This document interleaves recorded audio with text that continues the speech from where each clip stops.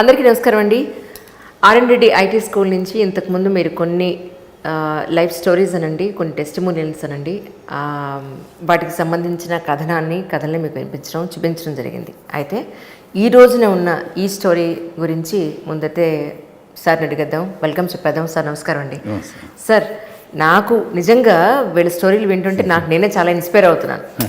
వాళ్ళ కష్టం తెలుసుకుని, వాళ్ళు ఎక్కడి నుంచి వచ్చారు, వాళ్ళ బ్యాక్గ్రౌండ్ తెలుసుకుని, నిజంగా ఇలాంటి వాళ్ళని కదా మనం పోర్ట్రేట్ చేసి బయట జనాలకు చూపిస్తే ఎవరికో ఒకళ్ళకి ఉపయోగపడకపోతుందా అని ఒక చిన్న ఇన్స్పిరేషన్ అనిపించింది నాకు నిజంగా. మరి ఈరోజు మాకు ఎవరిని పరిచయం చేయబోతున్నారు సార్? తన పేరు Naresh.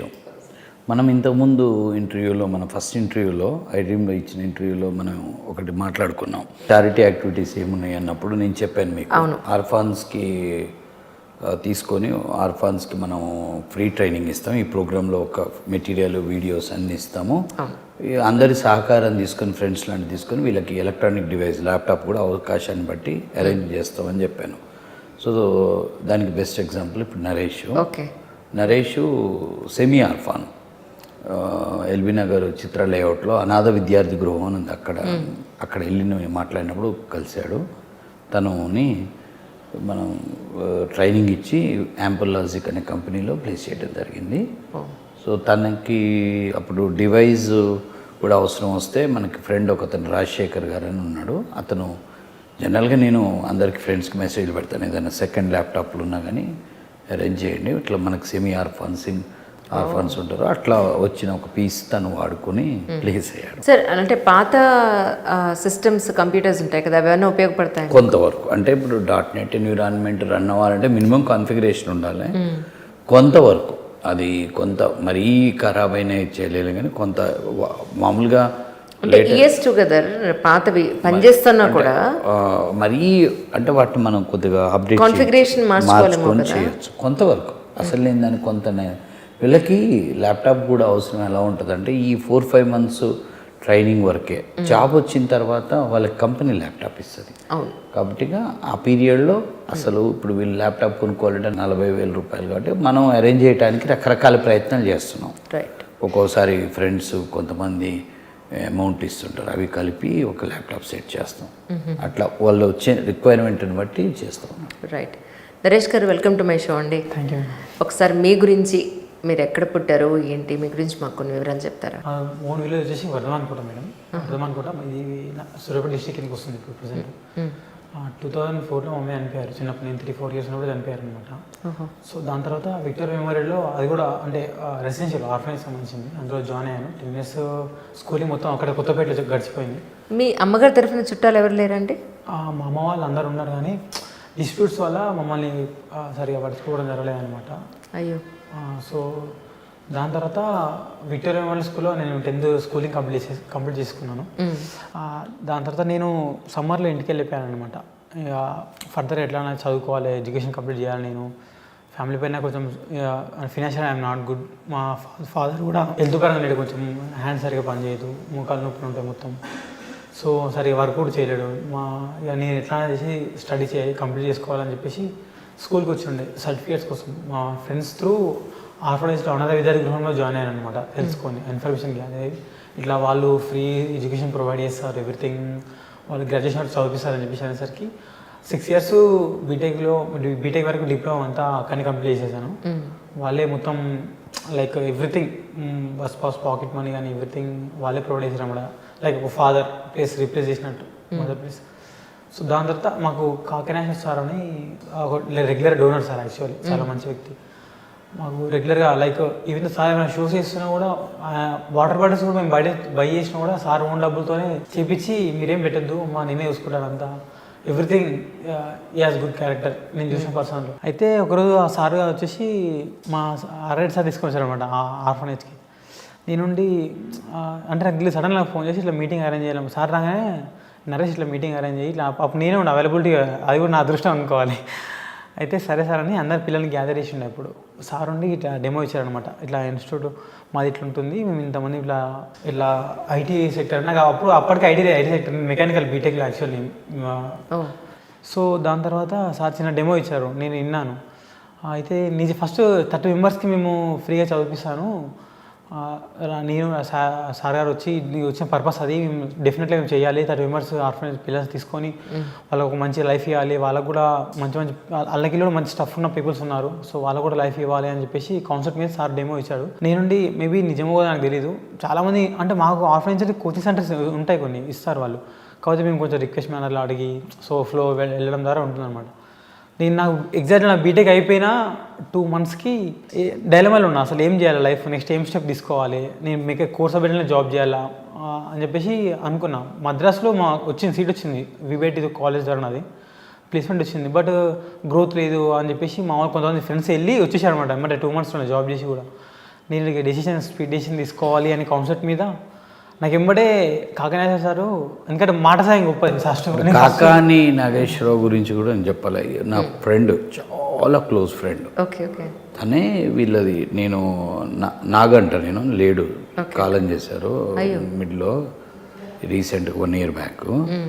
Is my right hand అన్నట్టు, మంచి స్నేహితుడు, మంచి హ్యూమన్ బీయింగ్. తను ఇట్లా ఆర్ఫాన్ హౌజెస్కి వెళ్ళి చిన్న చిన్న యాక్టివిటీస్ చేస్తుంటాడు. నేను చెప్పాను, నాకు మనం ఆర్ఫాన్స్కి ఫ్రీ ఇద్దాం అనుకుంటున్నాను, నువ్వు ఐడెంటిఫై చెయ్యి అంటే, లేదు ఇట్లా ఒకటి ఉంది అని చెప్పి నన్ను తీసుకెళ్ళాడు. ఈ వాజ్ వెరీ ఎక్సలెంట్. అతను ఇంట్రడ్యూస్ చేసిందే వీళ్ళది, తను తీసుకెళ్ళాడు నన్ను పర్సనల్గా. ఇప్పుడు అక్కడ అమ్మాయిలు కూడా ఉంటారండి? ఓన్లీ అబ్బాయిలు ఉంటారు. కానీ ఇంకొకటి ఏంటంటే నాగేశ్వరరావు ఒకటి ఆయనకి థ్యాంక్స్ చెప్పాలి మనం. నెక్స్ట్ ఈ ఆర్ఫాన్ హౌస్ని మెయింటైన్ చేసే ఆయన పేరు రాజేష్ గారు, అంతేనా? ఆయనకు కూడా థ్యాంక్స్ చెప్పలేదు. Extraordinary maintenance. నేను చూశాను, వీళ్ళది 2 సార్లు విజిట్ చేశాను. ఫెసిలిటీస్ మరి ఆ స్పాన్సర్స్ ఎక్కడి నుంచి వస్తారో ఎట్లా చేస్తారో కానీ వాళ్ళందరికీ థ్యాంక్స్ చెప్పాలి. అది చాలా అసలు కొత్తపేట దాటినాక ఎల్బీ నగర్కి మధ్యలో లెఫ్ట్ సైడ్ చిత్రా లేఅవుట్లో ఫస్ట్ ఉంటుంది. అసలు అది ఆర్ఫాన్ హౌస్ లాగా ఉండదు, చాలా మంచి రెసిడెన్షియల్ స్కూల్లో ఉంటుంది, అన్ని ఫెసిలిటీస్ ఉంటాయి.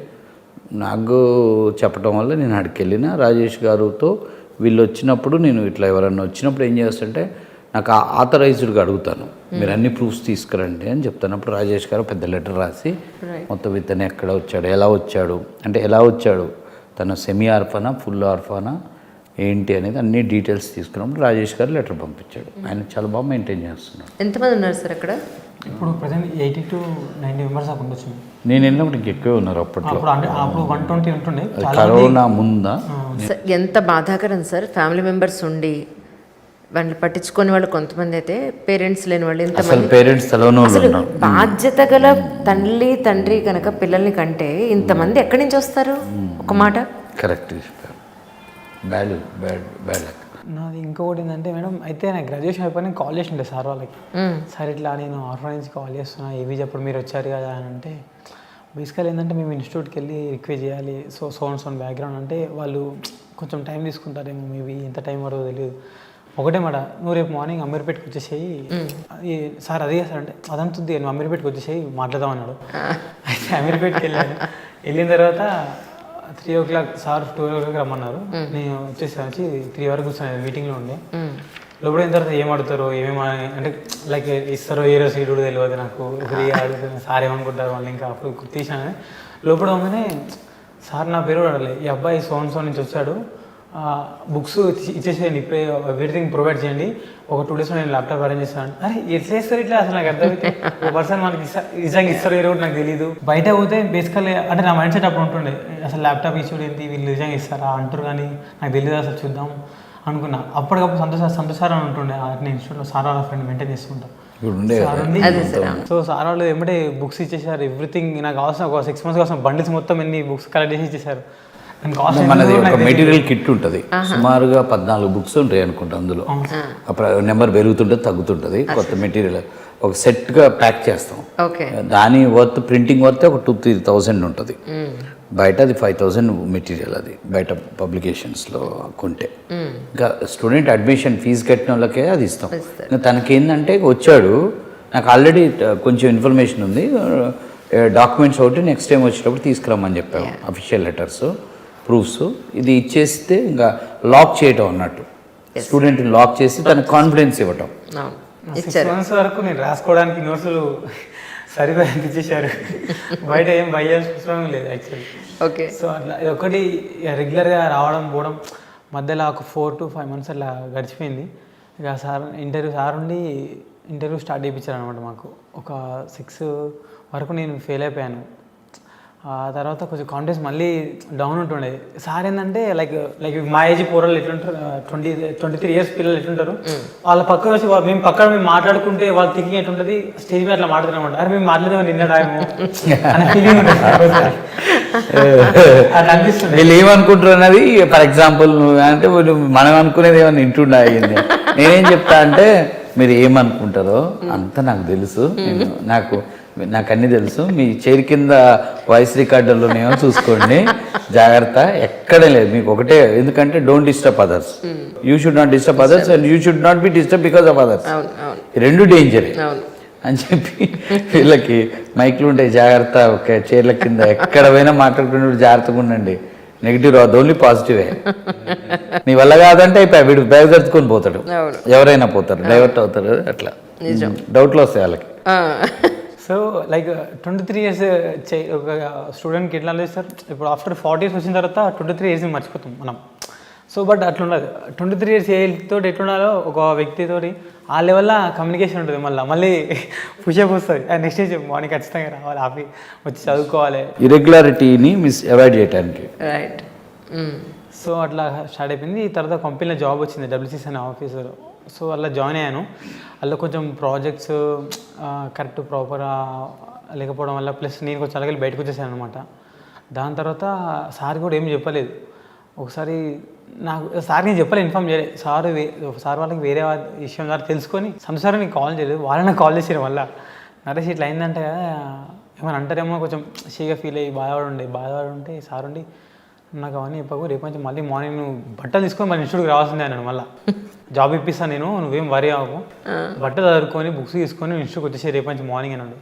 దాని తర్వాత 2 ఇంటర్వ్యూస్ ఫేస్ చేసి మళ్ళీ థర్డ్ ఇంటర్వ్యూలో మళ్ళీ జాబ్ కొట్టేసాను. ఇక మళ్ళీ అప్పుడు స్టిల్ నాకు అర్థమైపోయింది ఎట్లా సర్వే అవ్వాలి. యాంపుల్ లాజిక్ అనే కంపెనీలో ప్లేస్ అయ్యాడు. ఓకే. యాంపుల్ లాజిక్లో ఇప్పుడు హైటెక్ సిటీలో ప్రజెంట్ వర్క్ చేస్తున్నాను. That's nice. ఇప్పుడు మీ ఫ్యామిలీ మెంబర్స్ ఎవరైనా కనెక్ట్ అయ్యారా మళ్ళీ మీకు? ఇప్పుడు ప్రజెంట్ అంత ఇంకా లేదు.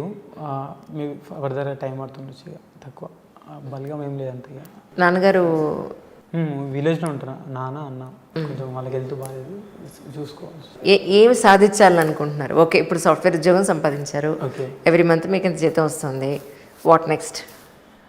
యాక్చువల్లీ నాకు ఒకటి ఇష్టం madam, fields like working farmer అంటారు. సార్ వాళ్ళ బ్యాక్గ్రౌండ్ అట్లే ఉంటుండే. అయితే మా ఫాదర్ మాది టోటల్ ఫార్మింగ్ చేసిన ఫ్యామిలీ అనమాట. ఎంత బిజినెస్ లాంటి ఏం చేయలేదు. అయితే ఒక 30 ఇయర్స్ తర్వాత నాకు ఇది చేయాలని పర్టికులర్ ఏం లేదు. ఒక స్టేజ్కి వెళ్ళిపోయి 30 ఇయర్స్ తర్వాత నేను కూడా లైక్ అలాంటి లైఫ్ని చూడాలి మంచిగా, లైక్ విలేజ్లో అనేది ఫీలింగ్. అంతే పర్టికులర్ ఇది చేయలేకపోయిన లేదు. ఉన్న సాఫ్ట్వేర్ ఫీల్డ్ని ఎవ్రీడే, సాఫ్ట్వేర్ ఫీల్డ్ అంటే ఐటీ అంటే ఎవ్రీడే లెర్నింగ్ ఉంటుంది. సో ఖచ్చితంగా నేర్చుకోవాలి, డూ సంథింగ్. ఇప్పుడు నేనున్న సార్ వాళ్ళకైనా నేనున్న ఆఫీస్కైనా ఏదైనా హెల్ప్ ఖచ్చితంగా చేయాల్సిందే. That's so nice really. అదే that's really nice. Great journey. Wish you all success once again. Thank you so much. Thank you sir. నిజంగా మీరు ఎంతమందికి ఎన్ని రకాలుగా మీరు మెంటలీ, ఫినాన్షియలీ, మోరలీ సపోర్ట్ ఇస్తున్నారు అనేది ఒక మాటలో తెలియజెప్పలేం. Thank you so much really. Thanks allot.